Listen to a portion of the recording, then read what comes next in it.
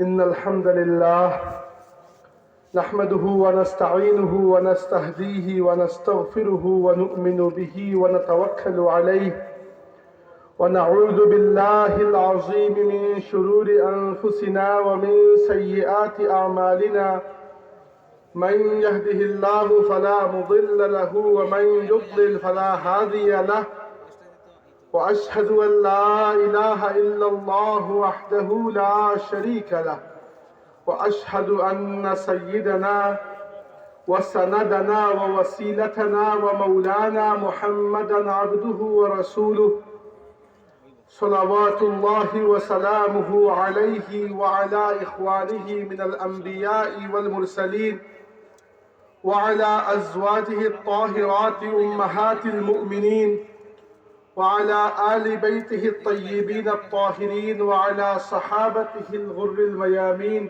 وعلى التابعين ومن تبعهم بإحسان إلى يوم الدين. أما بعد، قال الله تبارك وتعالى في كلامه الحكيم: أعوذ بالله من الشيطان الرجيم.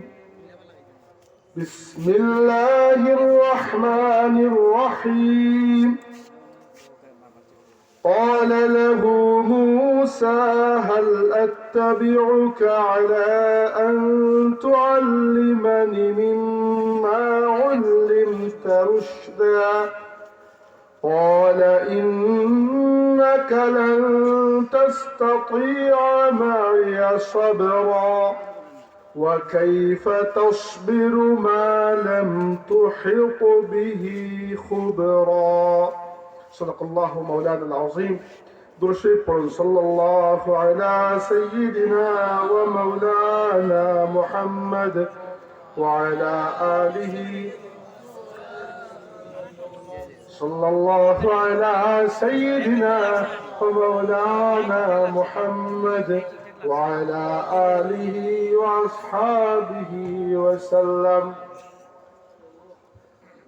বৃহত্তর আসিরগঞ্জ হযরত আহমদ শাহ রহমতুল্লাহ আলাইহি সমাজ কল্যাণ পরিষদের উদ্যোগে আয়োজিত আজকের এই তাফসীরুল কোরআন মাহফিলে উপস্থিত মাননীয় সভাপতি, মোহতারাম মুরব্বিয়ান, সম্মানিত উলামায়ে কেরাম, প্রিয় যুবকবৃন্দ, আল্লাহ রাব্বুল ইজ্জতের অশেষ শুকরিয়া আদায় করি। আল্লাহ পাক আমাদেরকে মাহফিলে শরীক হওয়ার তৌফিক দিয়েছেন, আলহামদুলিল্লাহ।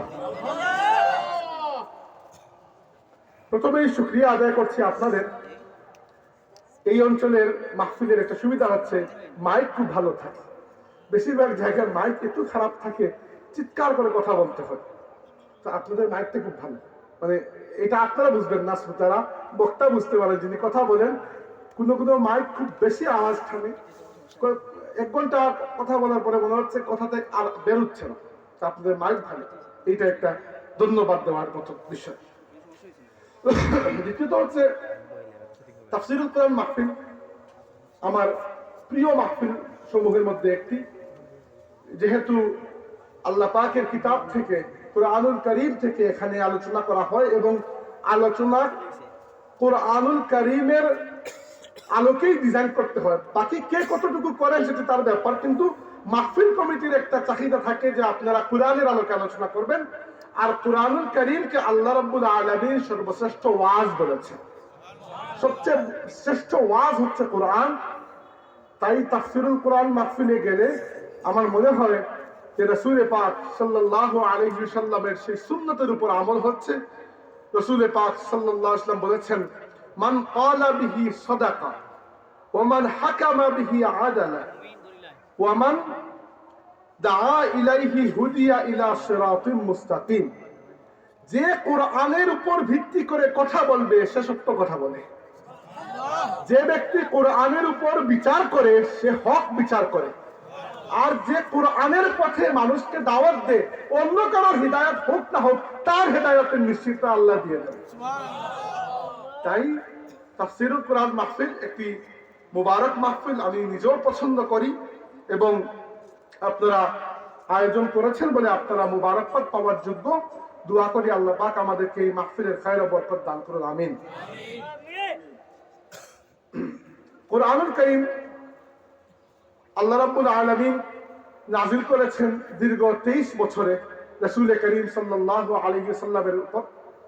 এবং এই কিতাবকে শুধু আল্লাহ নাজিল করেন নাই, বরং আল্লাহ বলেছেন ইন্না আলাইনা জামাআহু ওয়া কুরআনা ফাইযা ক্বরানাহু ফাত্তাবি' কুরআনা সুম্মা ইন্না আলাইনা বায়ানা। হে নবী, শুধু নাজিল করেই আমার দায়িত্ব শেষ নয়, এরপরে আরো 4টা দায়িত্ব আমি আল্লাহ পালন করব। প্রথম দায়িত্ব হচ্ছে আপনার অন্তরের মধ্যে কোরআনকে জমা করা, হেফাজত করা দায়িত্ব আমি আল্লাহ। 2 নম্বর, আপনাকে কোরআন শরীফ পড়ে শিখানোর দায়িত্ব আমি আল্লাহ। 3 নম্বর, এই কোরআনকে আপনার কাছে ব্যাখ্যা করে বুঝানোর দায়িত্ব আমি আল্লাহ। এখানে 3টার কথা, আর অন্য সূরায় এসেছে আরেকটার কথা, ইন্না নাহনু নাযালনা যিকরা ওয়া ইন্না লাহু লাহাফিজুন। এই কোরআনকে আমি আল্লাহ নাজিল করেছি, আর এই কোরআনকে হেফাজত করার দায়িত্ব আমি আল্লাহ নিজেই নিয়ে নিয়েছি। কোরআন নাজিল করেছেন আল্লাহ, পড়ে শুনিয়েছেন আল্লাহ। হ্যাঁ, সরাসরি আমাদেরকে পড়ে শোনান নাই, রাসূলুল্লাহকে পড়ে শিখিয়েছেন আল্লাহ রাব্বুল আলামিন। রাসূলুল্লাহ সাল্লাল্লাহু আলাইহি ওয়াসাল্লামের অন্তরে কোরআন শরীফকে জমা করেছেন আল্লাহ, কোরআন শরীফকে ব্যাখ্যা দিয়েছেন আল্লাহ, কোরআন শরীফকে হেফাজত করেছেন আল্লাহ। অতএব যে কিতাব আমরা আল্লাহর পক্ষ থেকে পেয়েছি, এই মহা নিয়ামতের শুকরিয়া আদায় করে শেষ করার নয়। আর যেহেতু কোরআন শরীফ সমস্ত ইলমের আধার, ইলমের খনি, তাই কোরআন শরীফের সাথে আরো 2টা ইলম একসাথে চলেছে। একটা হচ্ছে ইলমে কিরাত। ইলমে কিরাত তো বুঝেন, কোরআন শরীফকে শুদ্ধ করে তিলাওয়াত করার যে পদ্ধতি, এটাকে ইলমে কিরাত বলা হয়। ইলমে কিরাতের আবার 2টা সাইড আছে, একটা হচ্ছে তাজউইদ, আর একটা হচ্ছে মাকামাত। তাজউইদ মানে হচ্ছে কোরআন শরীফ পড়ার যে পদ্ধতি, যে সায়েন্স, যে গ্রামার। আর মাকামাত হচ্ছে তিলাওয়াতের আর্ট, তিলাওয়াতের পারফরমেন্সের বিভিন্ন নিয়ম আছে, এগুলো আপনারা জানেন না, আমিও জানি না। এগুলো বড় বড় কারি যারা, তারা জানেন। তাজউইদ এবং মাকামাত, এই 2টা নিয়ে কোরআন শরীফের ইলমে কিরাত। আর আরেকটা সাইড আছে ইলমে তাফসীর, কোরআন শরীফকে ব্যাখ্যা করা।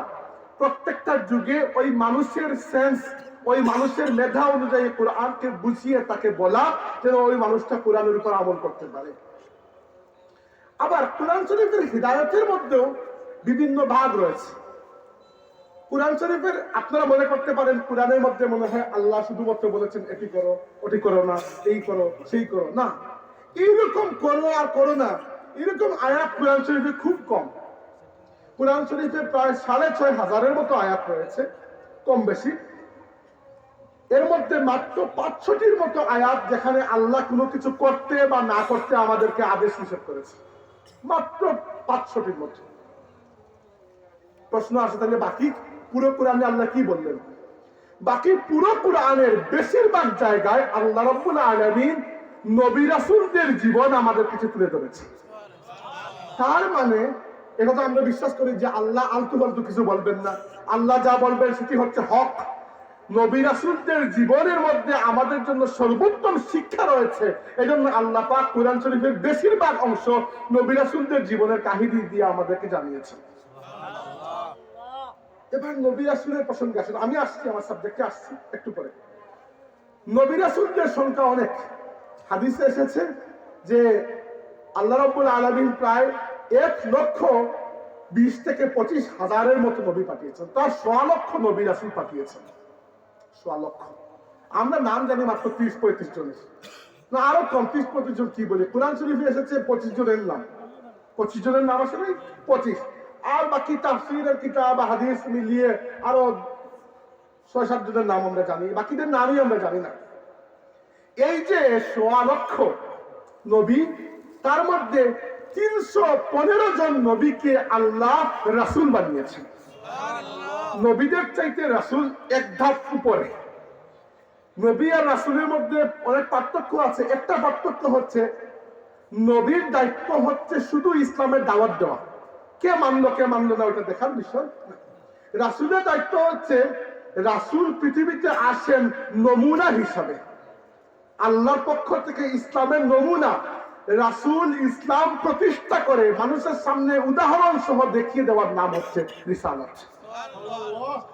দুই নম্বর পার্থক্য হচ্ছে নবীকে আল্লাহ নতুন কোন কিতাব নতুন কোন শরীয়ত দেন না, রাসূল নতুন কিতাব নতুন শরীয়ত নিয়ে আগমন করেন। রাসূলের সংখ্যা 315। এবার এই রাসূলদের মধ্যে সবার নাম তো আমরা জানি না, পার্থক্য একজনের জানি। এই রাসূলদের মধ্যে 5 জন রাসূল হচ্ছেন সর্বশ্রেষ্ঠ, যাদেরকে বলা হয় উলুল আজম। উলুল আজম মানে হচ্ছে মর্যাদাওয়ালা, উলুল আজম মানে মর্যাদাওয়ালা রাসূল 5 জন। এর মধ্যে বয়সের হিসাবে যদি আমি বলি যে কে আগে কে পরে, প্রথমে হচ্ছেন আল্লাহর রাসূল নূহ আলাইহিস সালাম, নাম শুনেছেন নূহ আলাইহিস সালাম। 2 নম্বর ইব্রাহিম আলাইহিস সালাম, আমাদের বাবা, মুসলিম জাতির পিতা। 3 নম্বর মুসা আলাইহিস সালাম। এই নাম্বার বলতেছি মর্যাদার ভিত্তিতে নয়, বয়সের ভিত্তিতে। 4 নম্বর ঈসা আলাইহিস সালাম, ঈসা ইবনে মারইয়াম। আর 5 নম্বর আমাদের নবী জনাবে মুহাম্মদুর রাসূলুল্লাহ সাল্লাল্লাহু আলাইহি ওয়া আলিহি ওয়াসাল্লাম। এই 5 জনকে বলা হয় উলুল আজম, মহান রাসূল, মহান শ্রেষ্ঠ 5 রাসূল। এবার এই 5 জনের মধ্যে আল্লাহর প্রিয় একজন রাসূল হচ্ছেন মুসা আলাইহিস সালাম, এবং কোরআন শরীফে সবচেয়ে বেশি যে রাসূলের কথা এসেছে তিনি হচ্ছেন মুসা। সুবহানাল্লাহ।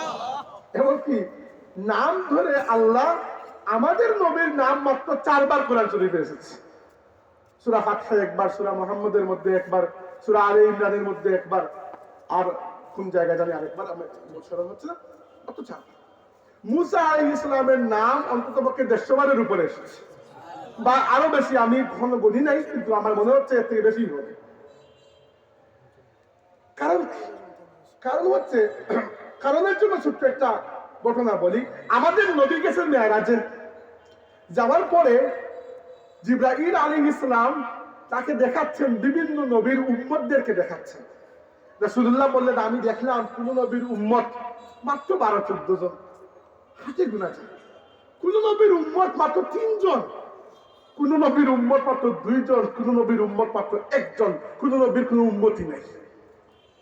চিন্তা করেন, সারা জীবন দাওয়াত দিয়েছেন আল্লাহর একজন নবী, একটা মানুষ দাওয়াত কবুল করে নেয়, এরকম হয় কিন্তু। তাহলে এখান থেকে আমরা বুঝতে পারি যে আমি কোনো জায়গায় গিয়ে ওয়াজ করলাম আর সব মানুষ হেদায়েত হয়ে গেল, এরকম না। হয়তো আমার ওয়াজে আমি নিজেই হেদায়েত হচ্ছি না। হেদায়েত আসছে কার পক্ষ থেকে? আল্লাহ। হেদায়েতের বেটাগিরি কেউ করতে পারবে না। এবার রাসূলুল্লাহ সাল্লাল্লাহু আলাইহি ওয়াসাল্লাম বললেন, হঠাৎ করে জিবরাইল আমাকে বিশাল একটা উম্মত দেখালেন, অনেক মানুষ। আমি বড় আশা করলাম এরা মনে হয় আমার উম্মত হবে। আমি জিজ্ঞেস করলাম, জিবরাইল এরা কি আমার উম্মত? জিবরাইল বললেন, ইয়া রাসূলুল্লাহ, এরা হচ্ছেন হযরতে মুসা আলাইহিস সালামের উম্মত, বনি ইসরাইল। রাসূলুল্লাহ বললেন, তাহলে আমার উম্মত কোন জায়গায়? জিবরাইল বললেন, একটু ঘাড় ঘুরিয়ে তাকান। আমি অন্যদিকে তাকালাম, দেখি আমার উম্মতের সংখ্যা এত বেশি, পুরো আসমানের এক সাইড ভরে গেছে। সুবহানাল্লাহ। এমনকি রাসূল পাক সাল্লাল্লাহু আলাইহি ওয়াসাল্লাম বলেছেন যে আহলুল জান্নাহ, যারা জান্নাতওয়ালা, জান্নাতবাসী, এদেরকে আল্লাহ মিআতুন ওয়া 120টা কাতারে সারিবদ্ধ করবেন। 40 কাতার বাকি তামাম নবী রাসূলের উম্মত, আর 80 কাতার একা আবি মুহাম্মদুর রাসূলুল্লাহর উম্মতে পরিপূর্ণ হয়ে যাবে। এবার বলতে যাচ্ছিলাম যে মুসা আলাইহিস সালামের কাহিনী কুরআন শরীফে এত বেশি কেন? কারণ হচ্ছে আমাদের নবী ছাড়া আরো একজন নবী বড় উম্মত পেয়েছেন, তিনি হচ্ছেন মুসা আলাইহিস সালাম। বাকি নবীদের উম্মত বড় না, হাতে গোনা মাত্র কয়েকজন। এমনকি আল্লাহর শ্রেষ্ঠ নবীদের মধ্যে একজন, শ্রেষ্ঠ রাসূলদের মধ্যে একজন, আল্লাহর খলিল, আল্লাহর বন্ধু, মুসলিম জাতির পিতা ইব্রাহিম আলাইহিস সালাম। ইব্রাহিম আলাইহিস সালামের উম্মত তো প্রথমে মাত্র 2 জন।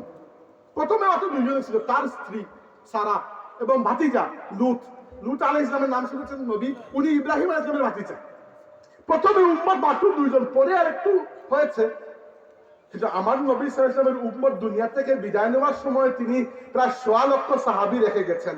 আর আজকে পৃথিবীতে 800 কোটি মানুষের মধ্যে প্রায় 190 কোটি, মানে প্রত্যেক 5 জনের একজন মানুষ মুসলমান। সুবহানাল্লাহ। আলহামদুলিল্লাহ। তো এটাই বলছিলাম, এজন্য মুসা আলাইহিস সালামের কথা কুরআন শরীফে বেশি এসেছে, কারণ আল্লাহ রাব্বুল আলামিন আগের উম্মতের ঘটনাগুলো আমাদেরকে জানানোর মাধ্যমে আমাদেরকে শিক্ষা দিচ্ছেন। এমনকি রাসূল পাক সাল্লাল্লাহু আলাইহি ওয়াসাল্লাম বলেছেন যে হে আমার উম্মত, হাদিসটা মনে পড়ছে না, যে তোমরা তোমাদের আগের উম্মতকে অনুসরণ করবে একেবারে পায়ে পায়ে। তোমাদের আগের উম্মতের উপরে যে পরিমাণ বিপদ আপদ মুসিবত এসেছে তোমাদের উপরে সেরকম আসবে। সাহাবীরা জিজ্ঞেস করলেন ইয়া রাসূলুল্লাহ, আগের উম্মত কারা? ইহুদি নাসারা? রাসূলুল্লাহ বলেন এরা ছাড়া আর কি? অর্থাৎ আমাদের আগের বড় উম্মত ইহুদি নাসারা, মুসা আলাইহিস সালামের উম্মত, ঈসা আলাইহিস সালামের উম্মত। আর এর মধ্যে মুসার উম্মত বড়, সংখ্যা বেশি, এবং এরা খুবই ঝামেলাওয়ালা মানুষ। বনি ইসরাইলের যন্ত্রণা আল্লাহর নবী মুসা আলাইহিস সালামকে অনেক সহ্য করতে হয়েছে। তিনি বলেছেন যে আল্লাহ তোমাদেরকে বলেছেন গরু কুরবানি দাও। ইন্নাল্লাহা ইয়া'মুরুকুম আন তাযবাহু বাকারা, আল্লাহ বলেছেন গরু কুরবানি দাও। তো দিয়ে দাও একটা শেষ হয়ে যায়। তারা বলেছে গরু কোন কালারের হবে, কোন সাইজের হবে, কোন জায়গা থেকে আনবো, কি কাজ করবে, কি কাজ। তারা একটা একটা প্রশ্ন করে, আল্লাহ খালি কঠিন করেন, একটা প্রশ্ন করে আল্লাহ কঠিন করেন। শেষ পর্যন্ত এমন কঠিন করছেন যে এরকম গরু খুঁজেই পাওয়া যায় না। এখন সারা দুনিয়া খুঁজে একটা নিয়ে আসছে, এসে কুরবানি দিয়ে বলছে যে মুসা তো বড় কঠিন কাম তুমি দিলে। মুসা ইসলাম বললেন যে আমি তো তোমাদেরকে দেই নাই, তোমরা প্রশ্ন করে করে কঠিন করেছো। এর থেকে আমরা শিখলাম যে শরীয়তের ব্যাপারে আল্লাহ এবং রাসূল যতটুকু বলেছেন তার চেয়ে যেন আমরা আগে পা না বাড়াই। উদাহরণ কি, দলিল কি? দলিল হচ্ছে একটা হাদিস। আল্লাহ নবী সাল্লাল্লাহু আলাইহি ওয়াসাল্লাম একবার বললেন, হে আমার সাহাবীরা, ইন্নাল্লাহা ফারাদা আলাইকুমুল হজ, আল্লাহ তোমাদের উপর হজ ফরজ করেছে। এক সাহাবী দাঁড়িয়ে বললেন, ইয়া রাসূলুল্লাহ, একবার করলে হবে নাকি প্রত্যেক বছর করতে হবে? আল্লাহ নবী কিছুই বললেন না। তিনি আবার বললেন, ইয়া রাসূলুল্লাহ, একবার করলে হবে জীবনে নাকি প্রত্যেক বছর করতে হবে? আল্লাহ নবী কিছুই বললেন না। তার উচিত ছিল বসে দেওয়া, তিনি বুঝতে পারতেছেন না। তিনি আবার বললেন, ইয়া রাসূলুল্লাহ, একবার করলে হবে জীবনে নাকি প্রত্যেক বছর করতে হবে? আল্লাহ নবী সাল্লাল্লাহু আলাইহি ওয়াসাল্লাম একটু রাগ করলেন। রাগ করে বললেন, যদি আমি বলি প্রত্যেক বছর করতে হবে তাহলে প্রত্যেক বছর ফরজ হয়ে যাবে, তাইলে চুপ করে বসে যাও। মানে আমি তোমাদের সুবিধার জন্য কিছু বলছি না, তুমি জিজ্ঞেস করে করে আমাকে দিয়ে আরো বিষয়টা কঠিন করাচ্ছ। লা তাসআলু আন আশিয়াআ ইন তুবদা লাকুম তাসুকুম, কোরআন শরীফের আয়াত। আল্লাহ বলেছেন যে এত বেশি প্রশ্ন করো না, প্রশ্ন করে করে শরীয়তকে যদি আরো কঠিন করো তোমাদের জন্য বিপদ হবে। তো এটা বনি ইসরাইলের একটা বৈশিষ্ট্য। আজকে আমাদের তাফসীরের বিষয় হচ্ছে সূরা কাহাফ।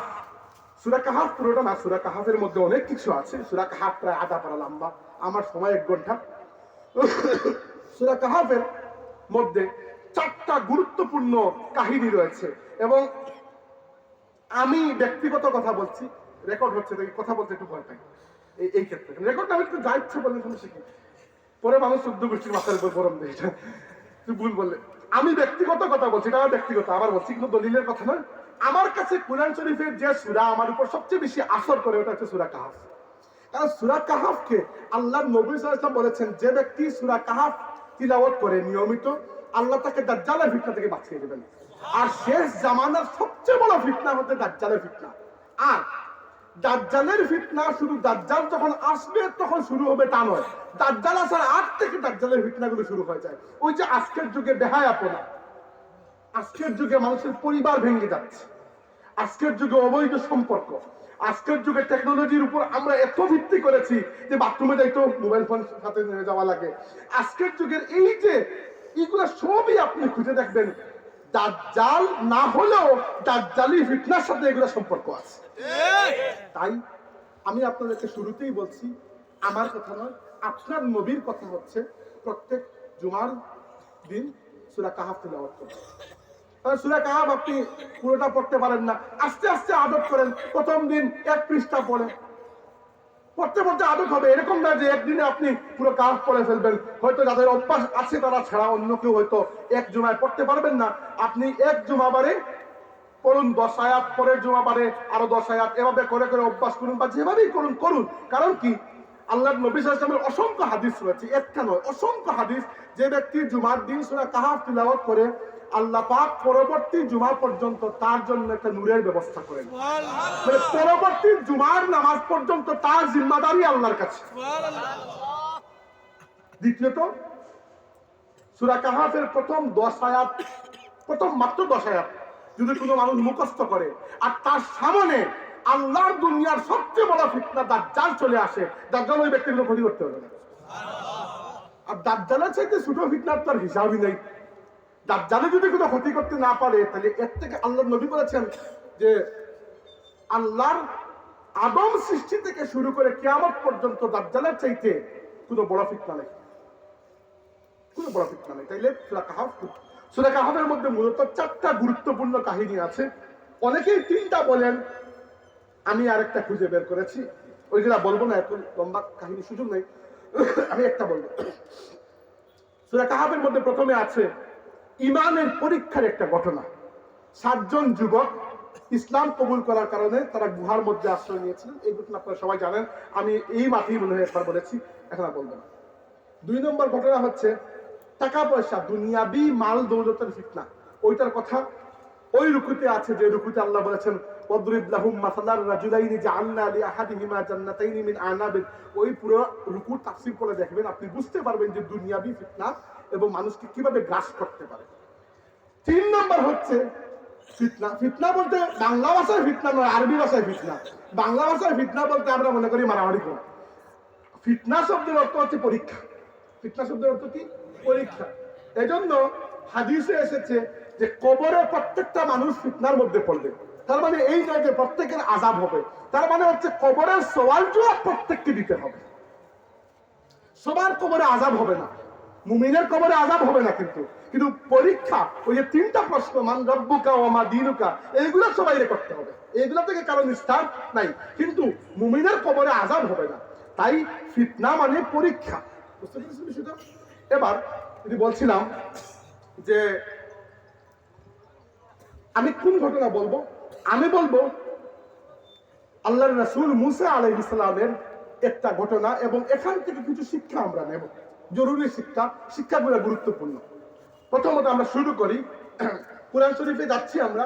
প্রথমে ভূমিকা হিসাবে একটু হাদিস দিয়ে শুরু করি। সহিহ বুখারী শরীফের হাদিস, রাসূলুল্লাহ সাল্লাল্লাহু আলাইহি ওয়াসাল্লাম বলেছেন যে কামা মুসা আন-নবী খাতিবান ফি বনি ইসরাঈল। আল্লাহর নবী মুসা আলাইহিস সালাম একবার তার উম্মত বনি ইসরাঈলের সামনে খুতবা দেওয়ার জন্য দাঁড়ালেন। ফাসুইলা আইয়ুন নাসি আ'লামু। বনি ইসরাঈল তো বুঝেন, খামাখা প্রশ্ন।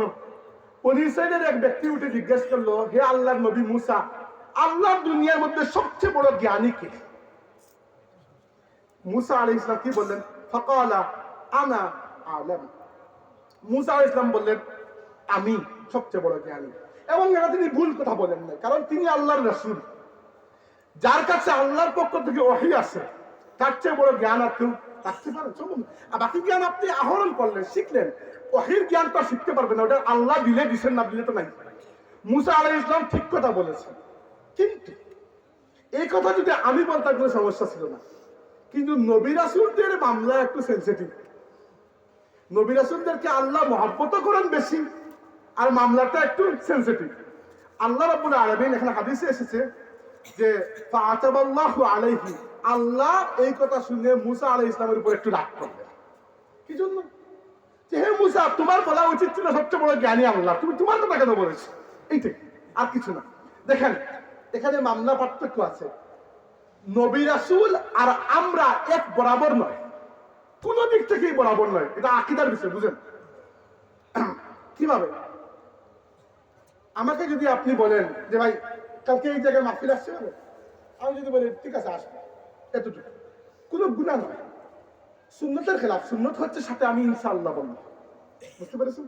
কিন্তু আমি যদি ইনশাআল্লাহ নাও বলি, এটা বিশাল বড় কোনো গুনাহ নয়।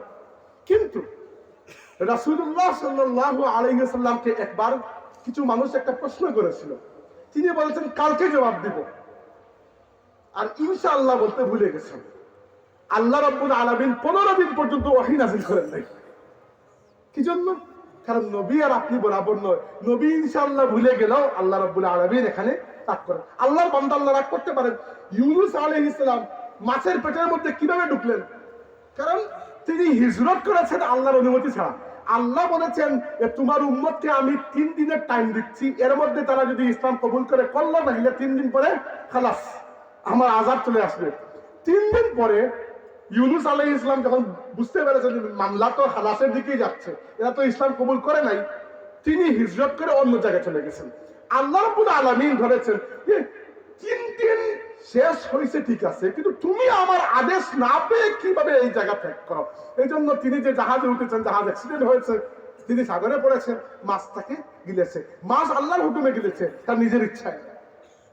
তো নবী রাসূলদের ব্যাপারে আল্লাহ রাব্বুল আলামিন আল্লাহর মহব্বতও বেশি, এখানে আল্লাহ রাব্বুল আলামিন রাগও করেন। উদাহরণস্বরূপ নবী রাসূল আর আমরা বরাবর নই। কিভাবে? রাসূল পাক সাল্লাল্লাহু আলাইহি ওয়াসাল্লাম মাঝে মধ্যে রোজা রাখতেন।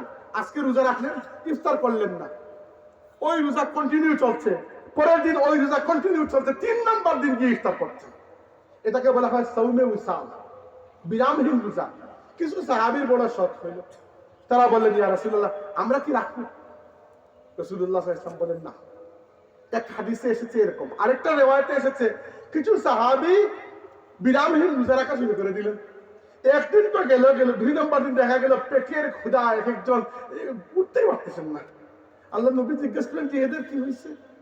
একজন বলে ইয়া রাসূলুল্লাহ এরা আপনার দেখা দেখি বিরামহীন রোজা রাখতে গেছিলেন আর পরের অবস্থা হচ্ছে।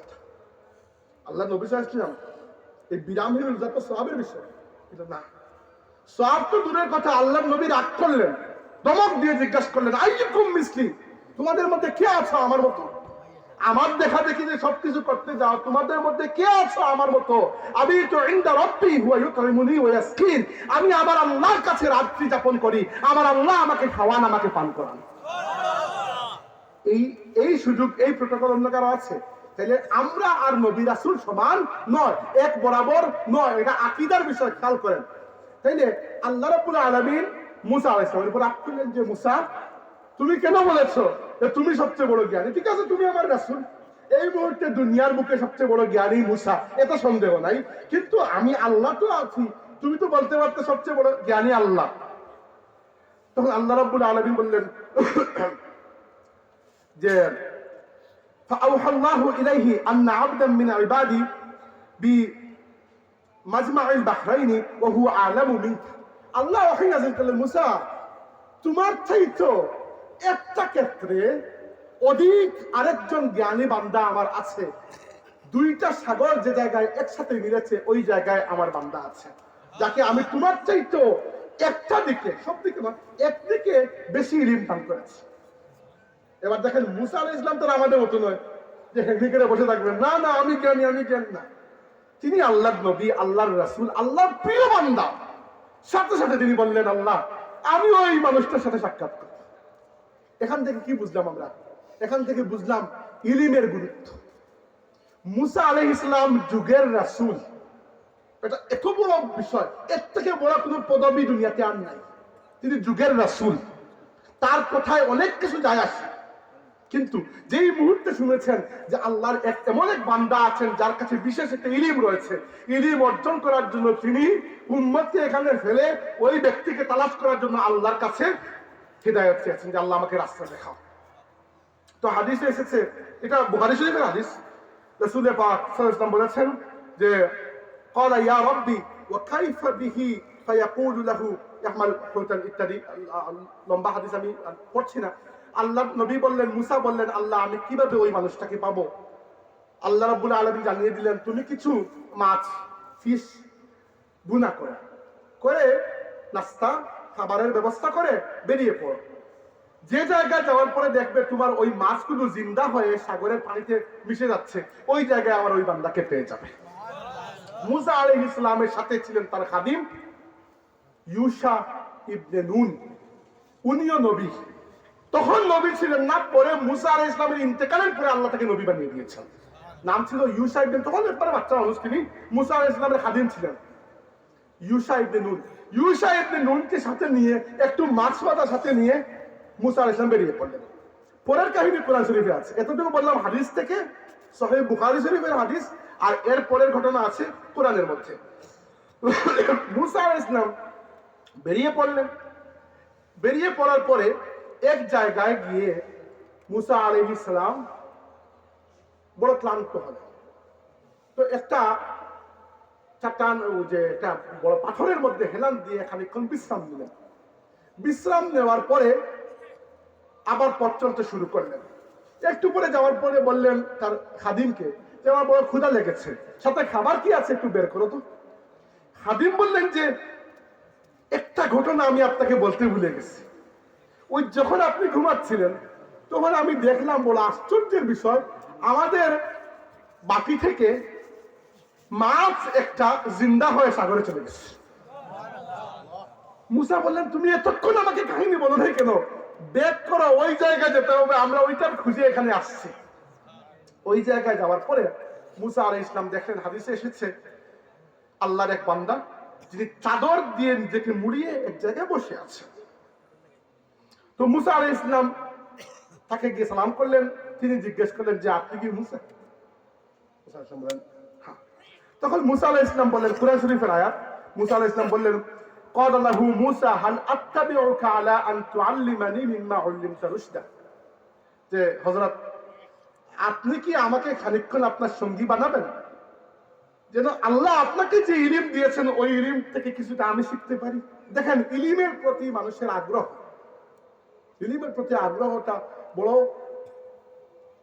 আমি কি বলবো আপনাদেরকে, একটা উদাহরণ দিয়ে বোঝাই। ফুলতলি সাহেবুল্লাহ রহমতুল্লাহি আলাইহি তখন তিনি অলরেডি কি বলবো আজকের যুগের ভাষায় পপুলার হয়ে গেছে। ফুলতলি সাহেব হিসাবে তার নাম সবাই জেনে গেছে, তিনি কামিল পাস সবকিছু হলেন। কিন্তু যখন তার উস্তাদ এবং মুর্শিদ হযরত বদরপুরি সাহেব রহমতুল্লাহি আলাইহি তাকে কুরআন শরীফ আরো বিশুদ্ধ করে তিলাওয়াত করা শিখতে বললেন, ফুলতলি সাহেব তখন মক্কা শরীফে শায়েখ আহমদ হিজাজি রহমতুল্লাহি আলাইহির কাছে চলে গেলেন এবং ওইখানে থেকে পুরো কুরআন শরীফ তাকে শুনিয়ে আরব থেকে সার্টিফিকেট নিয়ে বাংলাদেশে ফিরে এসেছেন। এবং যে যুগের কথা বলছি ওই যুগটা 1940-এর দশক বা 30-এর দশক সম্ভবত। তখন তো বিমান তো ছিলই না, জাহাজে যেতেও লাগতো মাসখানিক সময়, আসতে লাগতো মাসখানিক সময়।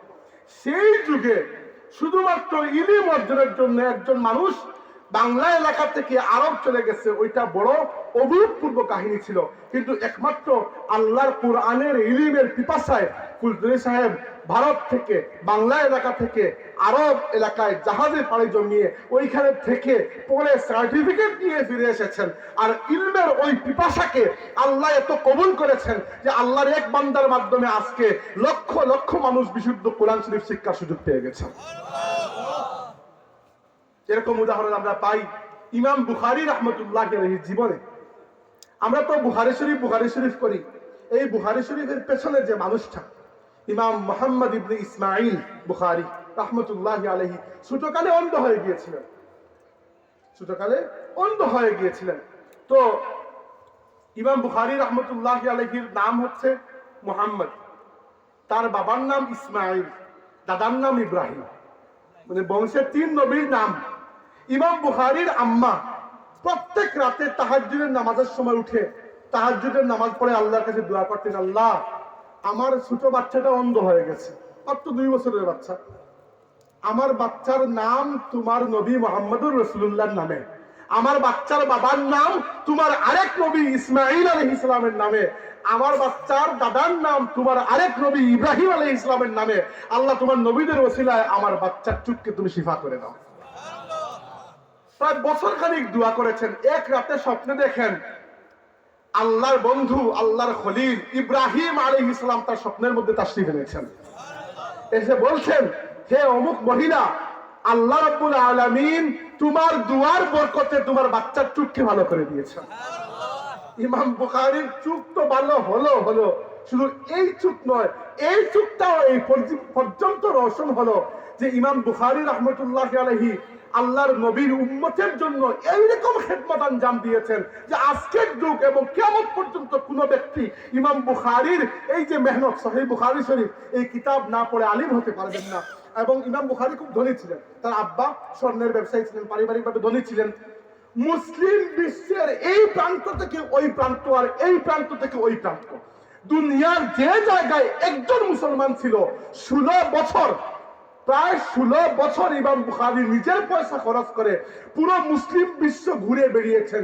কার কাছে আল্লাহর নবীর একটা হাদিস পাওয়া যায়?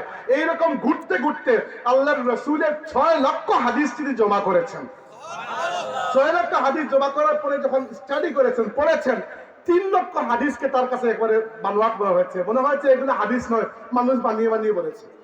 বানোয়াট বলতে হাদিস সহিহ বা হাদিস দাঈফ মানে নাউজুবিল্লাহ এরকম নয় যে আল্লাহর নবীর কথা আমরা কিছু মানি না, এরকম নয়। হাদিস আমরা যে মানি কিছু মানি না। কেন মানি না? আমরা এটা মানি না যে এটি আল্লাহর নবীর কথা নয়, অন্য তো বানিয়ে বলেছে, এজন্য মানি না। নবীর কথা যদি প্রমাণিত হয়ে যায়, মানা আমার উপর ফরজ হয়ে যায়। ইমাম বুখারী 6 লক্ষ হাদিস জমিয়েছেন 16 বছর মেহনত করে, নিজের পয়সা খরচ করে, কোনো জায়গা থেকে চান্দা নিয়ে নয়। এরপরে 3 লক্ষ হাদিস তিনি ফেলে দিয়েছেন, বলেছেন এইগুলা মুঠো গ্রহণযোগ্য নয়, এগুলা মানুষ আলতু ফালতু কাহিনী বানিয়েছে। বাকি 3 লক্ষ হাদিস তিনি মুখস্থ করেছেন। 3 লক্ষ। এরপরে ওই 3 লক্ষ হাদিস নিয়ে বসেছেন, বসে প্রায় 2,94,000 হাদিস তিনি বাদ দিয়ে মাত্র 5.5 থেকে 6,000 হাদিস নিয়ে তিনি সহিহ বুখারী শরীফ সংকলন করেছেন। এবং এরপরে তিনি ওই কিতাব নিয়ে চলে গেছেন মক্কা শরীফে আর মদিনা শরীফে, কাবা শরীফের পাশে আর আল্লাহর রাসূলের রওজা শরীফের পাশে চাঁদের রাত, চাঁদের আলোর মধ্যে বসে বসে সহিহ বুখারী শরীফ যখন সংকলন করেছেন, এরপরে প্রত্যেকটা হাদিস সংকলনের প্রাক্কালে তিনি ওযু করে 2 রাকাত নামাজ পড়ে রওজা শরীফের সামনে আল্লাহর রাসূলের অভিমুখী হয়ে মুরাকাবায় মগ্ন হতেন। রওজা শরীফ থেকে ইশারা পেয়ে ইমাম বুখারী একটা হাদিস নকল করেছেন। এজন্য সহিহ বুখারীর প্রত্যেকটা হাদিস সহিহ। এজন্য নয় যে ইমাম বুখারী লিখেছেন, এজন্য যে লেখার পেছনে তিনি যে মেহনত করেছেন, ওই মেহনতকে আল্লাহ কবুল করে নিয়েছেন। তো এটা হচ্ছে ইলমের পিপাসা। ইমাম বুখারী রাহমাতুল্লাহি আলাইহি ঘটনা এখানে বলা উদ্দেশ্য নয়, মুসার ঘটনা বলা উদ্দেশ্য। মুসা আলাইহিস সালাম কি করলেন? গেলেন, গিয়ে সাক্ষাৎ করলেন এবং বললেন যে আপনি কি আমাকে সঙ্গে রাখবেন? আচ্ছা, ওই ব্যক্তির নাম কি? ওই ব্যক্তির নাম হাদিসে এসেছে, কুরআন শরীফে ওই ব্যক্তির কোনো নাম আসে নাই। যার সাথে মুসা সাক্ষাৎ করেছেন কুরআন শরীফে তার কোনো নাম নাই। কুরআন শরীফে এসেছে আবদাম মিন ইবাদিনা, আল্লাহ বলেছেন আমার বান্দাদের মধ্যে একজন বান্দা। আর হাদিসে তার নাম এসেছে খাদির, আর আমরা বাংলা ভাষায় বলি খিজির। আচ্ছা, আপাতত আমি খিজিরই বলবো আপনাদের বোঝার সুবিধা। তার আসল নাম যেটা হাদিসে এসেছে সেটা হচ্ছে খাদির, খা বা দিয়া বা খাদির। খাদির শব্দের অর্থ হচ্ছে, খাদরা অর্থ হচ্ছে সবুজ। ওই যে খাদির যিনি খিজির, আল্লাহ তাকে তো বরকত দিয়েছিলেন, তিনি কোনো বিরান ভূমি দিয়ে হেঁটে গেলে তার পায়ের স্পর্শে ওই জায়গা সবুজ শ্যামল হয়ে যাচ্ছে। এই জন্য তার নাম হচ্ছে খাদির। নাম নয় আসলে, এটা একটা উপাধি। নাম কি আমরা কেউ জানি না। তো আমরা তাকে খিজির আলাইহিস সালাম বলবো, কারণ আমরা উর্ফে আম এই নামেই জানি। খিজির আলাইহিস সালাম কি বললেন? বললেন ইন্নাকা লান তাসতাতিআ মাইয়া সাবরা।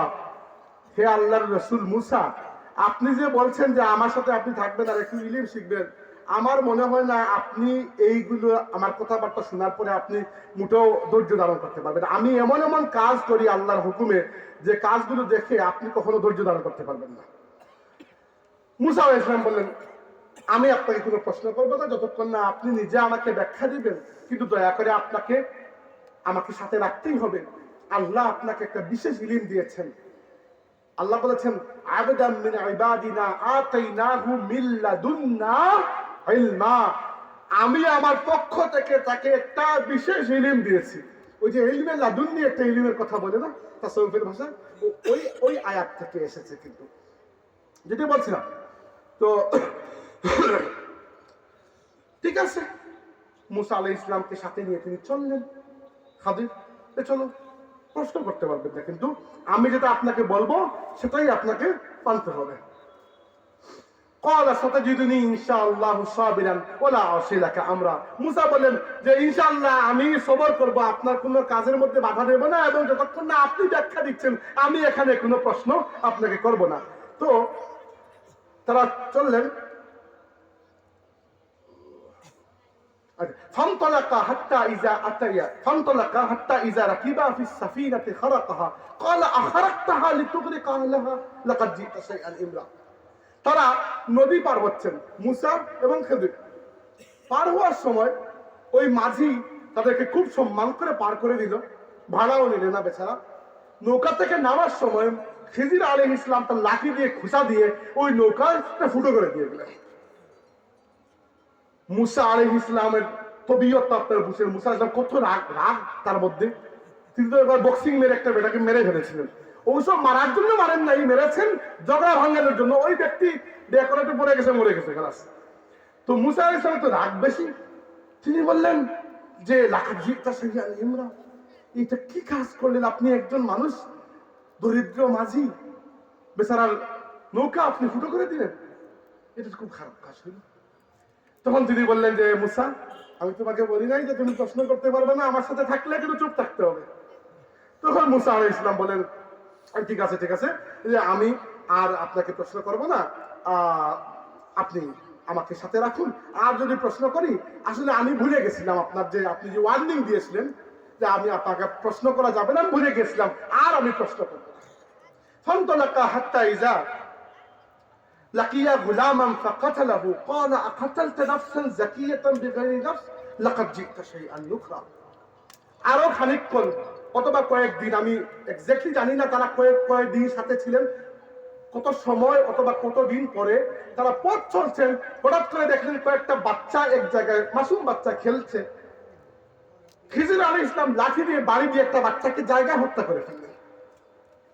এবার নৌকা ফুটা করা তাও তো মানা যায়, নৌকা ফুটা করা মানা যায়, এটা বাচ্চাকে আপনি মেরে ফেললেন, এটা তো মারাত্মক অপরাধ। এবং প্রত্যেক ধর্মে প্রত্যেক সভ্যতায় হত্যা জঘন্য অপরাধ।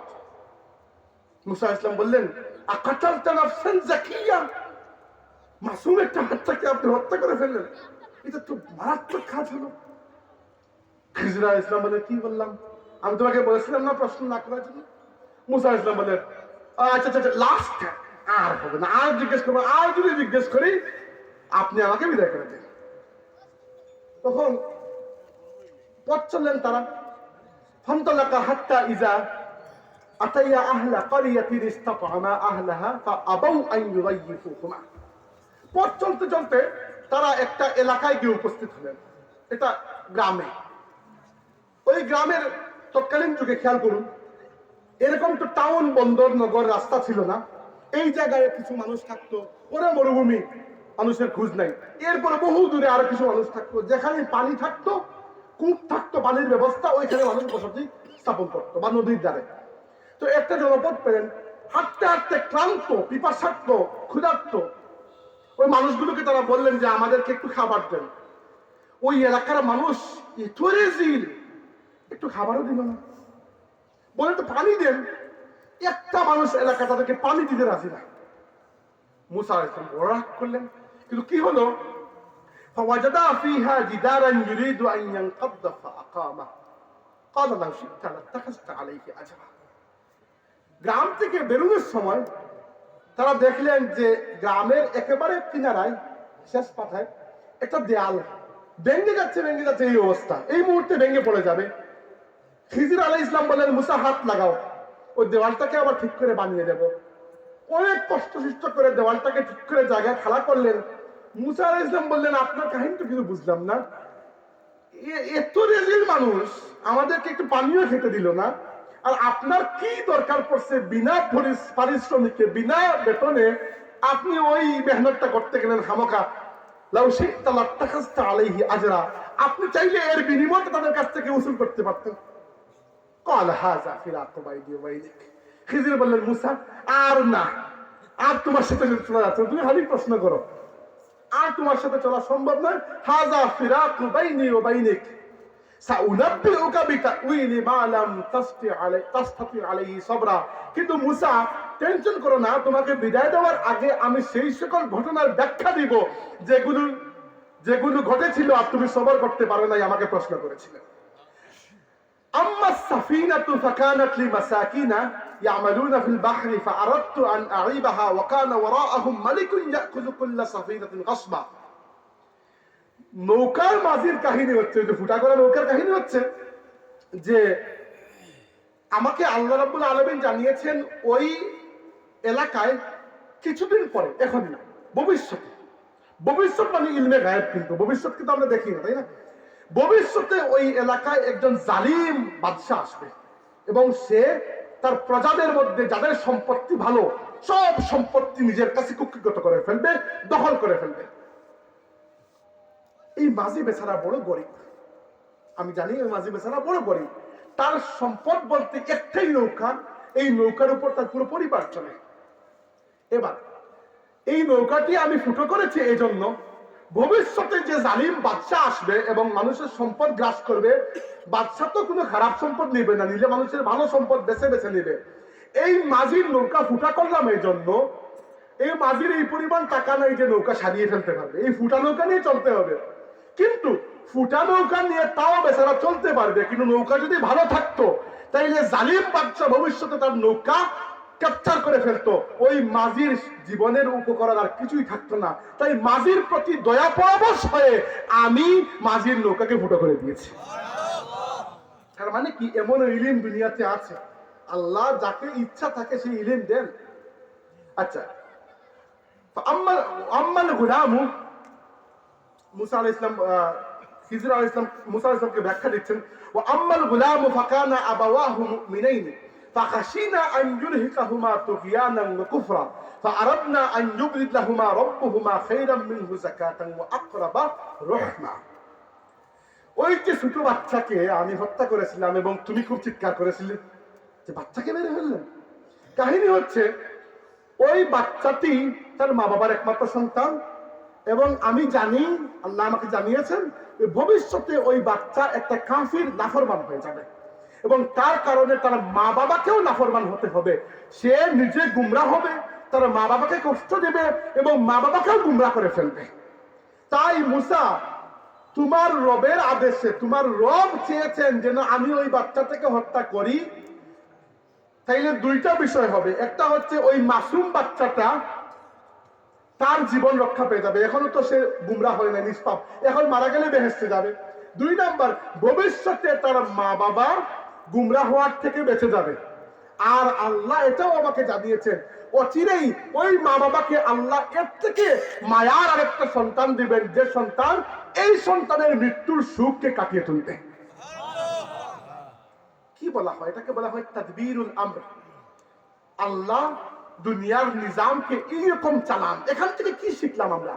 শিখলাম এটা, খিজিরকে আপাতত বাদ দেন, আসেন আল্লাহর দিকে যাই। আল্লাহর দিকে গেলে আমরা দেখবো ভাইরা, আমাদের জীবন তিনটা কালের মধ্যে বন্টিত, অতীত, বর্তমান, ভবিষ্যৎ। আমরা শুধু একটাই দেখি বর্তমান, অতীত তো চলে গেছে আর ভবিষ্যৎ তো ইন্নে গায়েব। কিন্তু আমাকে বলেন, আল্লাহর জন্য অতীত, বর্তমান, ভবিষ্যৎ বলে কিছু আছে? আল্লাহ তো সবই দেখেন। ইন্নাহু হুয়াস সামিউল বাসীর। আপনার জীবনে আজকে যে মুসিবত এসেছে, যে পেরেশানি, আপনি মনে করতেছেন জিন্দেগি খালাস, আর তো এই মুসিবত থেকে আমি উদ্ধার পাবো না। কিভাবে জানলেন? আপনার জীবনের এই ছোট্ট মুসিবত হয়তো ভবিষ্যতে আপনাকে বড় কোনো মুসিবত থেকে রক্ষা দেবে। আল্লাহ জানেন, আপনি জানেন না। তাই প্রত্যেকটা বালা মুসিবতের সময় আল্লাহ বলেছেন সবর করতে এবং বলতে। আল্লাহ বলেছেন ওয়াবাশশিরিস সাবিরিন আল্লাযীনা ইযা আসাবাতহুম মুসিবাতুন ক্বালু ইন্না লিল্লাহি ওয়া ইন্না ইলাইহি রাজিউন। তাই সবর করার কথা কেন আল্লাহ বলেছেন? বলেছেন এজন্য, মুসিবত আসছে আপনি কাঁদছেন, এটা কোনো অপরাধ নয়। অপরাধ হচ্ছে আল্লাহর উপর খারাপ গুমান করা, আল্লাহর উপর কৈফিয়ত তালাশ করা। আমি নিজে এরকম দেখি, মাঝে মধ্যে মানুষ মারা গেলে আরেকজন বলে কিভাবে আল্লাহ পারলেন আমার ভাইটিকে নিয়ে যেতে। তো আপনার কি মনে হয় আল্লাহ কি আপনার কাছ থেকে জিজ্ঞাসা করে এরপরে ভাইকে নেবেন? আল্লাহর সাথে কি আপনার সম্পর্ক অফিসের ম্যানেজারের? আল্লাহর সাথে আমাদের সম্পর্ক অফিসের ম্যানেজারের নয়, আল্লাহর সাথে আমাদের সম্পর্ক মালিক এবং গোলামের। তাই দয়া করে কেউ মারা গেলে, বিপদের মধ্যে পড়লে, যে আল্লাহ আর কেউ কি পান না, খালি আমাকেই দেখেন মনে হয় বিপদের মধ্যে ফেলেন। নাউযুবিল্লাহ, কুফরি কালাম এগুলা। যাকে আল্লাহ বিপদ আপদ মুসিবত দেন তাকে বুঝতে হবে যে আল্লাহ তাকে মহব্বত করেন। হাদিসে এসেছে, আপনার নবী সাল্লাল্লাহু আলাইহি ওয়াসাল্লাম বলেছেন ইন্নাল্লাহা ইযা আহাব্বা কওমান ইবতালাহুম। আল্লাহ যাদেরকে বেশি মহব্বত করেন তাদেরকে বেশি পরীক্ষা নেন। সুবহানাল্লাহ। পরীক্ষা নেন আল্লাহ বড় করার জন্য, ছোট করার জন্য নয়। আপনি মনে করছেন যে এইচএসসি পরীক্ষায় এ প্লাস পাওয়ার কথা ছিল, পেয়ে গেছি এ মাইনাস, শেষ, জীবন শেষ। অথচ আরো 5 বছর পরে আপনার মনে থাকবে না ওই পরীক্ষায় কি পেয়েছিলেন কি না পেয়েছিলেন। আপনি মনে করতেছেন আজকে আমার খুব চেষ্টা করেছি আমি ইউরোপ যাওয়ার জন্য, পর্তুগাল যাওয়ার জন্য, হয় নাই, হায় হায় জিন্দগি শেষ। কালকে হয়তো আল্লাহ এর থেকে বড় জায়গায় আপনাকে নিয়ে যাবেন। ভাইরা, আমাদের পেরেশানির একমাত্র কারণ হচ্ছে আমরা ভবিষ্যৎ দেখি না, কিন্তু আল্লাহ তো দেখেন। আল্লাহর উপর তো ভরসা আমরা রাখতে পারি, তাই না? তো মুসা আর খিজিরের কাহিনী থেকে কি শিখলাম? কাহিনী খালি আল্লাহ যে আপনাকে কিচ্ছা কাহিনী বলে মনোরঞ্জন করার জন্য দিয়েছেন এরকম তো না, শিক্ষা রয়েছে এর মধ্যে। আল্লাহ ভবিষ্যৎ জানেন, আল্লাহর কাছে ভবিষ্যৎ বলে কিছু নাই। আল্লাহ হুয়াল আউয়ালু ওয়াল আখিরু ওয়াল যাহিরু ওয়াল বাতিনু ওয়া হুয়া বিকুল্লি শাইইন আলিম। আল্লাহ একই সাথে প্রথম, একই সাথে শেষ, একই সাথে প্রকাশ্য, একই সাথে গোপন। আপনার জীবনের কোনো কিছু আল্লাহর কাছ থেকে গোপন নয়। যখন বিপদ আপদ বালা মুসিবতের মধ্যে পড়বেন, কমসে কম 2টা বিষয় মনে রাখবেন। একটা হচ্ছে আপনার তাকদীর আপনার জন্মের আগ থেকে আল্লাহ লিখে রেখেছেন, সো আল্লাহ চাওয়া ব্যতীত কিছু হবে না। দ্বিতীয়ত, আল্লাহ যাকে বিপদ আপদ বালা মুসিবতের মধ্যে ফেলেন তাকে মহব্বত করেন, বড় করতে চান, এজন্য আল্লাহ পরীক্ষার মধ্যে ফেলেন। তাই ওই যে মা বাবা যাদের বাচ্চাকে খিজির আলাইহিস সালাম লাঠি দিয়ে বাড়ি দিয়ে খেল খতম করে দিয়েছিলেন, তারা হয়তো তখন খুব কান্নাকাটি করেছিল, হায় রে আমাদের মাসুম বাচ্চাটাকে কোন জালিম এরকম মারতে পারলো। কিন্তু তারা যদি জানতো ভবিষ্যৎ তাহলে বুঝতে পারতো। তারা জানে না এটা আসলে আল্লাহ, এই ইলিমটা এটা আল্লাহর কাছে। আর আল্লাহ তার মায়ার বান্দাদের মধ্যে যাকে ইচ্ছা তাকে এই ইলিম দেন। এই ইলিম আমভাবে আল্লাহ সবাইকে দেন না। নবীদেরকে ইলমে গায়েব কে দেন? আল্লাহ দেন।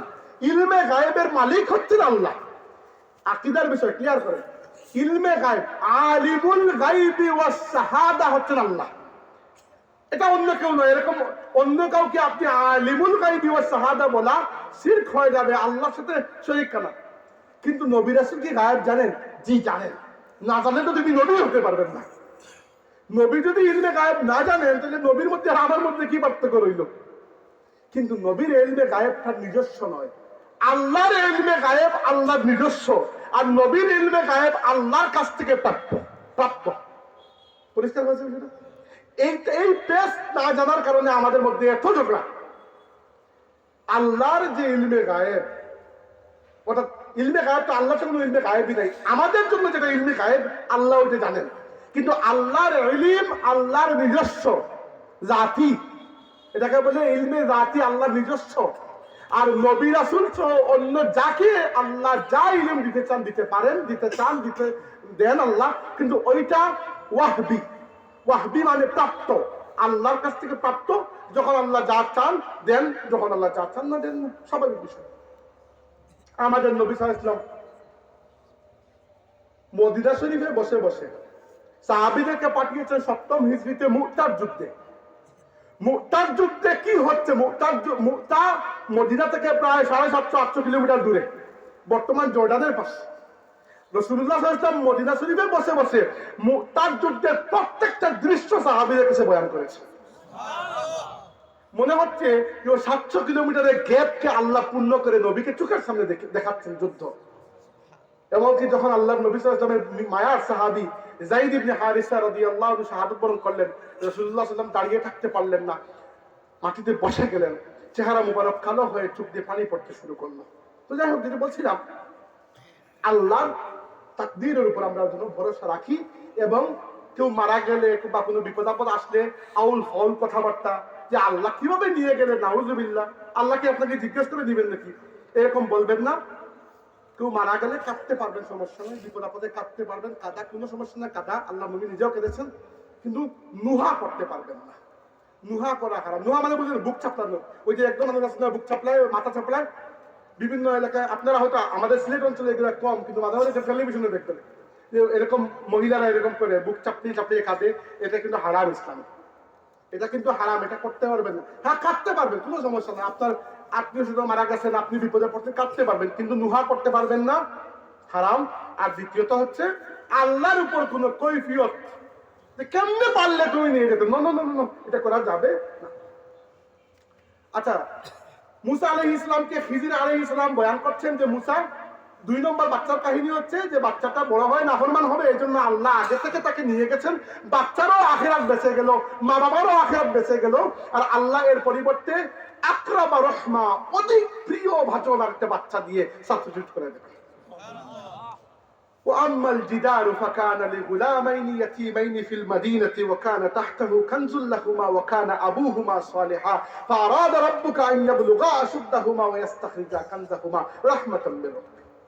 মুসা, দেওয়ালের কাহিনী হচ্ছে যে দেওয়ালটা আমি বানিয়েছি, এটা কাহিনী হচ্ছে এই দেওয়ালের নিচে 2টা ইয়াতীম বাচ্চার সম্পদ তাদের বাবা গচ্ছিত রক্ষিত করে রেখে গেছেন। কেউ জানে না, আল্লাহ আমাকে জানিয়েছে, কেউ জানে না। আর ওই বাচ্চারা বর্তমানে খুব দারিদ্র্যের মধ্যে, গরিব অবস্থায়, একবার ছোট মাসুম, একবারে ছোট বাচ্চা। ওই বাচ্চার মা প্রত্যেক সময় আল্লাহর কাছে দোয়া করেন, আল্লাহ আমার বাচ্চাদেরকে সম্পদ দাও, ধনী করে দাও, রিজিক দাও, এই দাও সেই দাও। কিন্তু আল্লাহ এখন ওই সম্পদ দিচ্ছেন না। কারণ কি? মা বিধবা, বাচ্চা 2টা একেবারে নাবালক। আর এই এলাকার মানুষ কি পরিমাণ রেজিলেট আমরা দেখেছি আগে, এরা তো পানি পর্যন্ত খাওয়াই নাই মেহমানদেরকে। এই এতিম বাচ্চার সম্পদ যদি কালকে এখান থেকে বের হয়, ওই এলাকার মানুষ কি আসছে রাখবে সম্পদ সব কেড়ে নিয়ে যাবে। এই জন্য আল্লাহ চাচ্ছেন ওই বাচ্চা 2টা বড় হওয়া পর্যন্ত এই দেওয়ালটা যেন মজবুত থাকে।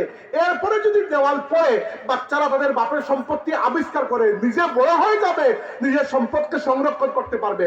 আসলে ওই যে ইয়াতীমদের মায়ের দোয়া, তিনি দোয়া করছেন, হে আল্লাহ আমার বাচ্চাদেরকে সম্পদ দাও, ওই দোয়া থেকে আল্লাহ কবুল করেছেন। তবে এখন নয়, বাচ্চারা বড় হওয়ার পরে ওই দোয়া ফলিত হবে তাদের। এখান থেকে কি শিখলাম? যে দোয়া কবুল হয়। একজন ওই গত 2-3 দিন আগে ইউটিউবে একজন আলিমের একটা ভিডিও দেখলাম, সাক্ষাৎকার। তো একজন মানুষ একজন আলিমকে, আরবের বা ইংল্যান্ডের কোন এক জায়গার, আমি আলিমকে চিনি না, সিনিয়র বড় মানে অনেক বয়স্ক ওলামাদের মধ্যে একজন, তাকে প্রশ্ন করেছে এক ব্যক্তি যে আমি অনেক দোয়া করেছি আল্লাহ কবুল করেন না। তিনি বলেছেন, ইংরেজিতে বলেছেন, you are lying, simply it's a lie, তুমি মিথ্যা কথা বলছো। কেন তিনি এই কথা বলেছেন? তিনি বলেছেন যে হাদিসের আলোক, হাদিসটাকে আপনাদেরকে বলছি। ওই যে বাচ্চার মা, এতিম বাচ্চার মা দোয়া করছেন, আল্লাহ আমাদের বাচ্চাদেরকে সম্পদ দাও। মা চাচ্ছেন আল্লাহ এখনই দিয়ে দাও, এখনই দিয়ে দাও। মা যেটা জানেন না সেটা হচ্ছে যে এখন সম্পদ হাতে আসলে ওই সম্পদ 2 দিনে হাতে রাখতে পারবেন না, এলাকার মানুষ যে পরিমাণ দুষ্ট নিয়ে যাবে। বাচ্চারা বড় হলে ওই সম্পদটা তারা হকদার হবে, তখন পাবে, তাই না? হাদিসে এসেছে কোন মুমিন বান্দা যখন আল্লাহর কাছে দোয়া করে, আল্লাহ কখনো এই দোয়া ফিরিয়ে দেন না। ইন্নাল্লাহা হাইয়ুন কারীম, আল্লাহ বড় লজ্জাশীল, বড় দয়ালু। বান্দার হাতকে সিফরান খাইবাতাইন, বান্দা যখন হাত তুলে ওই 2টা হাতকে খালি ফিরিয়ে দিতে আল্লাহর লজ্জা লাগে। কিন্তু দোয়া কবুল হয় আপনার শর্তে নয়, আল্লাহর শর্তে। এই জায়গায় গিয়ে আমাদের পেশ লেগে যায়। আমরা তো মনে করি আল্লাহ মনে হয় আমাদের অফিসের ম্যানেজার, যে যা চাকরি করছে বেতন দিয়ে দিবেন। না না না, আল্লাহ আপনার মালিক, ম্যানেজার নয়, মালিক। আল্লাহ ভালো করে জানেন কোন সময় আপনার কোন দোয়া কবুল করলে আপনার জন্য ভালো হবে। আপনি ভবিষ্যৎ দেখেন না, এই জন্য আপনি জানেন না। আপনি এখন চিন্তা করতেছেন, আল্লাহ আমার বড় ভাই বিদেশ গেছে, তার মনের মধ্যে যেন একটু দোয়া হয়, দয়া হয়, আর আমাকে যেন একটা পালসার মোটরসাইকেল কিনে দেয়।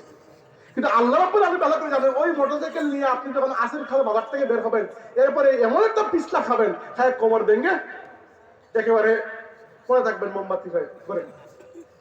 আল্লাহ ভালো জানেন, এই জন্য আপনার ভাগ্য মোটরসাইকেল আসতেছে না। আপনি দোয়া করতেছেন আর চিন্তা করতেছেন, দেখো আল্লাহ সবাইকে সবকিছু জানেন, আমার একটা মোটরসাইকেল দিতে পারতেছেন না। আসলে বিষয়টা এরকম না। আপনার দোয়া কবুল হয় 3টা সূরতে। প্রথম সূরত হচ্ছে দোয়া কবুলের, যখন যা দোয়া করেছেন আল্লাহ তখন তা দিয়ে দিয়েছেন। এইটা হচ্ছে দোয়া কবুলের একটা সূরত। মাঝে মধ্যে এরকম হয় যে যখন যা চেয়েছেন, আল্লাহ আমি অসুস্থ, আমাকে শিফা দাও, আল্লাহ শিফা দিয়ে দিয়েছেন। 2 নম্বর হচ্ছে আল্লাহ রাব্বুল আলামিনের কাছে আপনি যখন যা চেয়েছেন আল্লাহ তখন সেটি দেন নাই, আটকে রেখেছেন। আর পরবর্তীতে এর চাইতে অনেক গুণ বেশি ভালো কিছু দিয়ে আল্লাহ এই দোয়ার প্রতিদান আপনাকে দিয়েছে। এরকম হয়।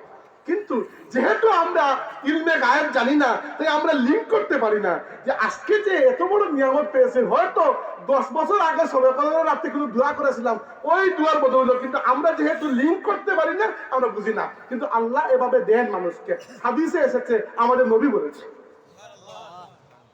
3 নম্বর দোয়া কবুলের সূরত হচ্ছে যে আল্লাহ আপনাকে এখনো দেবেন না, দুনিয়াতেও দেবেন না, আল্লাহ ওই দোয়াটিকে রিজার্ভ রেখে দেবেন।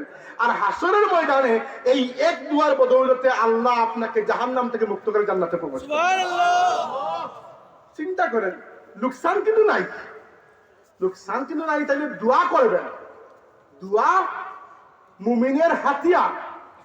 আমি আর লম্বা করবো না বক্তব্য, বলেছিলাম একটা 9:10 পর্যন্ত, 9:07 হয়ে গেছে, দোয়া করে ফেলবো। শেষ কথা, দোয়া মুমিনের হাতিয়ার। মুসার কাহিনী এখানেই শেষ, ওই কাহিনী। কিন্তু শিখলাম কি? শিখলাম কয়েকটা বিষয়। একটা হচ্ছে বিপদ আপদ মুসিবত আসলে হাহাকার করতে হয় না, সবর করতে হয়। কারণ এই বিপদের মাধ্যমে আল্লাহ আপনাকে অনেক বড় বিপদ থেকে উদ্ধার করছেন। যেভাবে ওই বাচ্চার মাকে করেছিলেন, যে বাচ্চাকে খিজির আলাইহিস সালাম হত্যা করেছিলেন। 2 নম্বর, দোয়া করবেন, কিন্তু কবুল কখন হবে সেটার হিসাব আল্লাহর কাছে। যেভাবে ওই ইয়াতীমদের মায়ের দোয়া, তাদের মা দোয়া করেছিলেন, আল্লাহ বাচ্চাদেরকে সম্পদ দাও, আল্লাহ সেই দোয়াটি তখন কবুল করেছেন যখন সম্পদ পাওয়ার জন্য বাচ্চারা উপযোগী হয়েছে। তাই দোয়া করতে পিছপা হবেন না। যারা দোয়া করে না, আল্লাহ তাদের প্রতি নারাজ হন। এবং দোয়া করতে কোনো বাস বিশান নাই, কোনো স্টাইল করে ডিজাইন করে। ওই দিন শুনেছি আমার মুফতি স্যার, আপনাদের আজকে প্রধান অতিথি মুফতি সাহেব এসে মনে হয় চলে গেছেন। মুফতি সাহেব ওই দিন ভিডিওতে দেখলাম বলতেছেন যে আজকে এক ধরনের ফ্যাশন করে দোয়া শুরু হয়েছে। বাইরে দোয়া আপনি কার সাথে ফ্যাশন করতেছেন? না সত্যি, দোয়া চাচ্ছেন কার কাছে? আল্লাহর কাছে। তো ওয়াজ করলেন ফ্যাশন করে, বুঝলাম। দোয়া কেন ফ্যাশন করে করবেন? দোয়া তো করবেন অন্তর থেকে। এবং বিশ্বাস করে, ফ্যাশন করে দোয়া করে লাভ হয় না। আর দোয়া যে আরবি ভাষায় করতে হবে এরকম কোনো শর্ত নাই, কেউ বলেন নাই। শুধুমাত্র নামাজের মধ্যে সবকিছু আরবি ভাষায় করতে হবে, এটা ফরজ। নামাজের মধ্যে দোয়া করেন, তিলাওয়াত যাই করেন আরবি ভাষায়। দ্বিতীয়ত, কোরআন আরবিতে তিলাওয়াত করতে হবে। তর্জমা পড়লে কোরআন তিলাওয়াতের সওয়াব হবে না, তিলাওয়াত আরবি ভাষায় করতে হবে। বাকি দোয়া আপনি অবশ্যই বাংলা ভাষায় করতে পারবেন, কোনো সমস্যা নাই। বাংলা কেন, বাংলার মধ্যে সিলেটির মধ্যে আপনার গোলাপগঞ্জের মধ্যে আসির খানের যে ভাষা আছে ওইটা দিয়ে করতে পারবেন, কোনো সমস্যা নেই। বুঝতে পেরেছেন? তাইলে দোয়া করবেন কায়মন বাক্যে, নিজের ভাষায়। এবং যার মুখের মধ্যে ভাষা নাই তার দোয়া তো আল্লাহ শুনেন, শুনেন কিনা?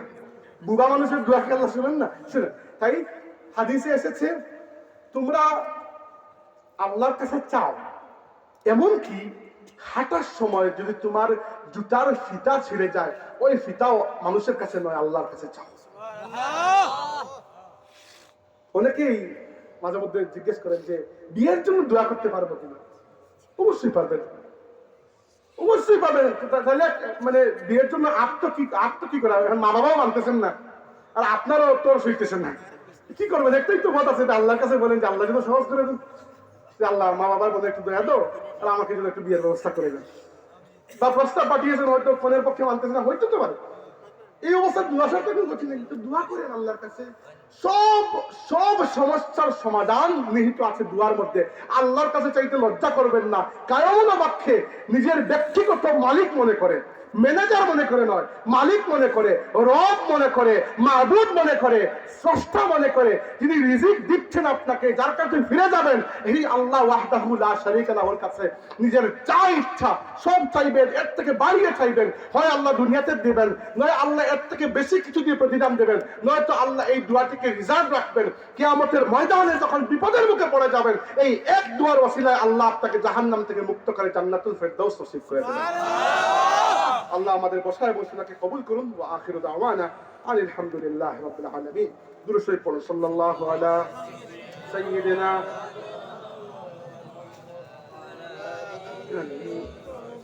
সাল্লাল্লাহু আলা সাইয়্যিদিনা ওয়া মাওলানা মুহাম্মদ ওয়া আলা আলিহি ওয়া আসহাবিহি ওয়া সাল্লাম। আল্লাহুম্মা আমিন। আলহামদুলিল্লাহি রাব্বিল আলামিন। والصلاة والسلام على سيد الأنبياء والمرسلين وعلى آله وأصحابه أجمعين. ربنا تقبل منا إنك أنت السميع العليم وتب علينا يا مولانا إنك أنت التواب الرحيم. আল্লাহ আমরা এই মাহফিলে তুমি কবুল ফরমাও। আল্লাহ আমরা এই দোয়া এবং শোনালে তুমি কবুল ফরমাও। আল্লাহ কোরআনে পাকের তাফসীরের এই মাহফিলে তুমি কবুল করো। এর ওসিলায় এই এলাকার মুর্দেগানকে তুমি মাফ করে দাও মওলা। আল্লাহ আমরা মারে বাবারে যারা জিন্দা রাখছো নেক হায়াত দান করো। আর আমরা আত্মীয় স্বজন মা বাবার মধ্যে যারা কবরবাসী গেছেন তারা কবরে জান্নাতের বাগান বানাইয়া দাও। আল্লাহ খাস করে আমরা বেমারি আমরা শিফা দান করো মওলা। আল্লাহ আপনার বহুত মা বাবা বেমার, চাচা চাচি আত্মীয় স্বজন বেমার, আল্লাহ তুমি শিফা দান করো মওলা। রব্বে করিম হযরত ফুলতুলি সাহেব রহমতুল্লাহি আলাইহি तमाम খিদমত তুমি কিয়ামত পর্যন্ত তরক্কির সাথে জারি রাখো মওলা। আল্লাহ তোমার কাছে ভিক্ষা চাই। বহুত মানুষের দিলের ভিতরে বহুত পেরেশানি, বহুত মানুষের দিলের ভিতরে বহুত মুশকিলের আগুন চলে মওলা। তোমার বান্দা আপনার তুমি উদ্ধার করো আল্লাহ। আল্লাহ তোমার বান্দা আপনার লাগি হালাল রিজিকের দরজা খুলে দাও আল্লাহ। যে মানুষের দিলের ভিতরে যে নেক আশা আছে তুমি কবুল ফরমাও মওলা। আল্লাহ আমরা নামাজি বানাও, আমরা হালাল খুর বানাও আল্লাহ। হারাম থেকে আমরা পাক রাখো আল্লাহ। আমরা জালিম বানাইও না, আমরা মজলুম বানাইও না, আমরা তোমার বান্দা বানাইয়া দুনিয়াতে রাখো। আর হাসরের ময়দানে তোমার হাবিবুর লেওয়ায়ে হামদর নিচে আমরা জায়গা দাও আল্লাহ। আমরা বুজুর্গান আপনাদের নেক হায়াত দান করো মওলা।